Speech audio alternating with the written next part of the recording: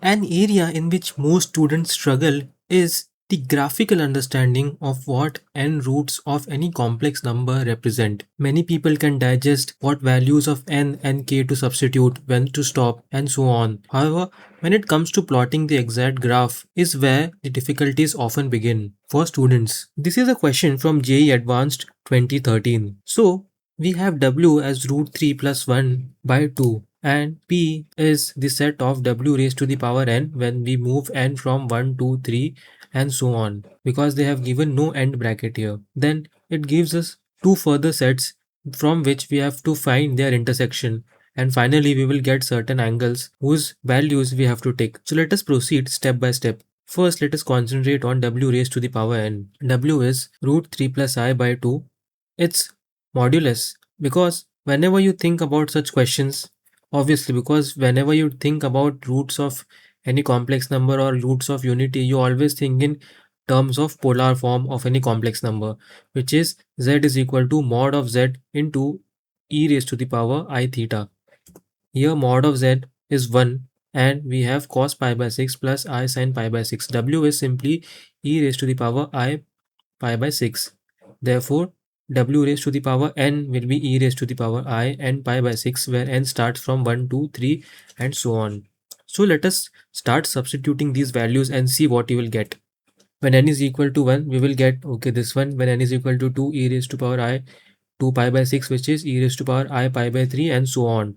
However, remember that there was no end point given in the original question. So the point is when to stop taking values. On observation, you will see that when n is equal to 12, you get w is equal to I 12 pi by 6, which is basically 2 pi. However, when you put n is equal to 13, you get w is equal to e raised to the power I 13 pi by 6. Now notice that 13 pi by 6 is nothing but 2 pi plus pi by 6. That is, you have completed one revolution and you have again reached the point which you would have gotten or which you got when you put n is equal to 1. So the values repeat periodically with the first repeat at n is equal to 13. So now you can very simply plot w raised to the power n on a circle of unit radius. This would be how it would look like. This is the first. This is not a root. You can say that w raised to the power n. So w1 would be this quantity, w2 would be here, w3 would be here. Again, this is technically not a root. When you keep on substituting values, when you reach w12, which is w raised to the power 12 basically, but when you reach w12, you reach the x-axis again, because e raised to the power I 12 pi by 6 is basically e raised to the power I 2 pi, which lies on the real number line, because the argument or amplitude, whatever you call it, is 0. And then finally w13 is again this point, and so the circle keeps on repeating. Then you have two other regions. H1, these regions are very simple to mark. Region H1 is real part of z greater than half, and H2 is real part of z less than minus half. So basically this is x greater than half and x less than minus half with strict inequality. Remember that, because if you do not take strict inequalities, you will get extra solutions which will make your answer wrong. These two regions would be region to the right of x is equal to half and region to the left of x is equal to minus half. This is very easy, right? You can plot it here.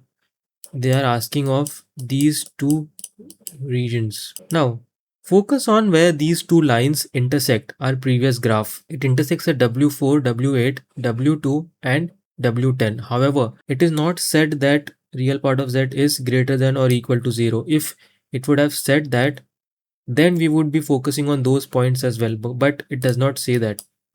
Similarly, there is no equality here as well. So again, you have to be very careful about rejecting those points. So finally, the sets we required where z1 belongs to this point, and this point. So w1, w11 and w12. Similarly, from here z2 will be w5, w6 and w7. That's it. Then you have almost solved it. Next, you just require the angles, because the question asks for the angles of z1, o, z2, all the possible angles. So there are only three possible angles based on all these different points, because z1 lies here, z2 lies here. If z1 could have lied here as well, then you could have taken this angle as well, but you reject this angle. because z, if z1 lies here, z2 has to lie here. So the first angle would be this one, as I have marked it.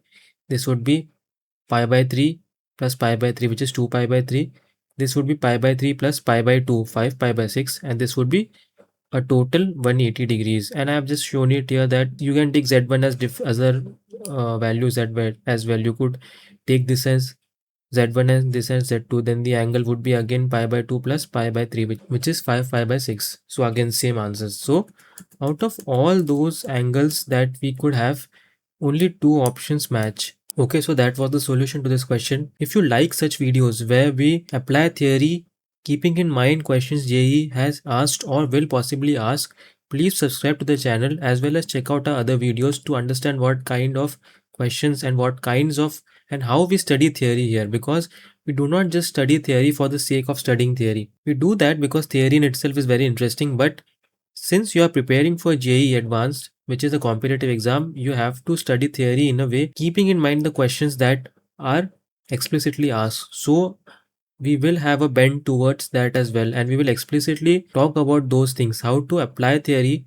keeping in mind the exam questions as well as solving those questions under exam pressure. If you will see all the different answers we have, or all the questions we have analyzed on this channel, we have specifically kept in mind how a child would react when under exam stress, what specific mistakes they are bound to do because the options are suggested in that way, or the silly mistakes that people can do based on the common pitfalls of these topics, whatever is there in JEE Maths. And check out our other videos to add more value to whatever it is that you are already being taught in your coaching classes, or whatever it is that you are already reading on your own using reference books. Thank you.